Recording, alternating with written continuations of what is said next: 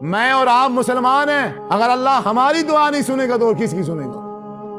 میں آپ کو ایک غیر مسلم کا واقعہ سناتا ہوں، صحیح بخاری کی حدیث ہے، صحیح بخاری کی حدیث۔ حضرت ولیدہ سودا رضی اللہ تعالی عنہ ابھی مسلمان نہیں ہے، یہ لونڈی ہے، غلام ہے، مالکہ نے ہار دیا، غسل کرنے کے لیے گئی کہ میرے ہار کا خیال رکھو، میں واپسی آ کے تم سے لوں گی۔ غسل کر کے آئی، سامنے دیکھا کہ ہار نہیں ہے۔ وہ اصل میں ہوا یوں کہ یہ ولیدہ سودا رضی اللہ تعالی عنہ یہ دوسری طرف متوجہ ہو گئی، چیل آسمان سے آئی، وہ ہار اس انداز سے تھا کلیجی کلر میں، چیل نے سمجھا کہ شاید گوشت کا ٹکڑا، وہ اٹھا کے لے گئے۔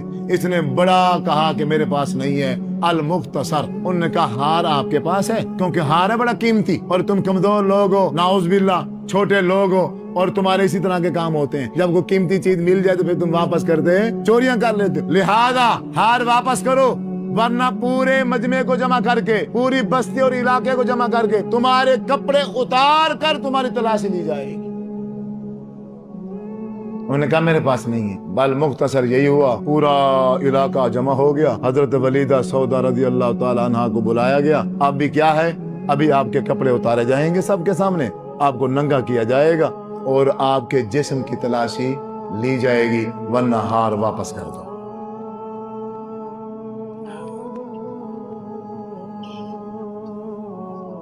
حضرت ولیدہ سودا فرماتی ہیں میں اللہ کو نہیں جانتی تھی، میں اللہ کو نہیں جانتی، بے اللہ کون ہے، اللہ کیا ہے، مجھے اس کے بارے میں کوئی علم نہیں تھا، بس صرف مجھے اتنا پتا تھا کہ کوئی ایک اللہ ہے۔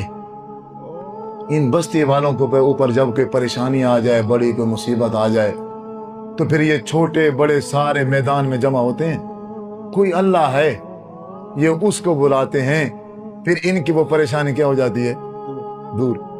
اے اللہ میں تجھے جانتی نہیں ہوں، پر مجھے اتنا پتا ہے تیرے بارے میں کہ جب کوئی ایسی مشکل آ جائے جسے انسان نہ دور کر سکتے ہوں تو اے اللہ وہ تو ہی دور کرتا ہے۔ اے اللہ اگر میرے جسم کے کپڑے اتر گئے تو پھر میرا زندہ رہنے کا اس دنیا میں کوئی حق نہیں، میں کیسے جیوں گی، کس منہ سے میں زندگی گزاروں گی یہاں رہ کے۔ اے اللہ مجھے میری اس پریشانی اور مشکل سے مجھے نکال۔ کہتی ہیں میں نے یہ دل میں اپنے رب سے یہ کہا، غیر مسلم ہے، مسلمان نہیں ہے، میں نے دل میں کہا، ابھی میں اپنے رب سے کہہ رہی تھی، آسمان سے وہ چیل آئی، واپس وہ میرے اوپر آ کے ہار پھینک کے چلی گئی۔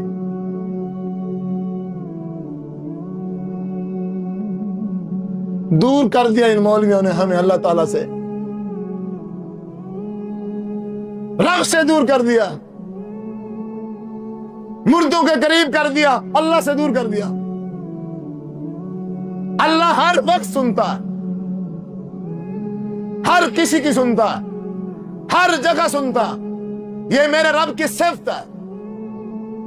جب بھی کوئی اسے پکارے، جس حالت میں پکارے، اللہ تبارک و تعالی ہر پکارنے والے کی پکار کو سنتا ہی نہیں ہے صرف، بلکہ سن کے کیا کر لیتا ہے، قبول کر لیتا ہے۔ پر ہم مانگنے والے نہیں ہیں، ہم مانگتے نہیں ہیں، یا ہم مانگتے ہیں تو پھر ہمیں اپنے رب سے مانگنا آتا نہیں ہے، الٹا ہم دعا مانگ کے اللہ تبارک و تعالیٰ کو کیا کر بیٹھتے ہیں، ناراض کر بیٹھتے ہیں۔ اے اللہ مجھے فلاں چیز چاہیے، یا مجھے یہ مشکل پریشانی ہے، تو فلاں بابا جی کے صدقے، یا فلاں کے وسیلے سے، یا فلاں کے یوں سے، یا فلاں کے یوں سے، یا اللہ مجھے چیز عطا فرما دے۔ اور اللہ تبارک و تعالیٰ نے نہ تو قرآن میں فرمایا ہے، نہ حدیث میں کہا ہے کہ اگر تم گنہگار ہو جاؤ، خطا کار ہو جاؤ، نمازیں نہ پڑھو، قرآن مجید کی تلاوت نہ کرو، پھر اگر تم نے مجھ سے دعا مانگنی ہو تو کس منہ سے دعا مانگو گے؟ تو پھر خبردار کوئی بندہ میرے در پہ نہ آئے، مجھ سے دعا نہ مانگے۔ پھر اگر تم نے مجھ سے کوئی چیز لینی ہو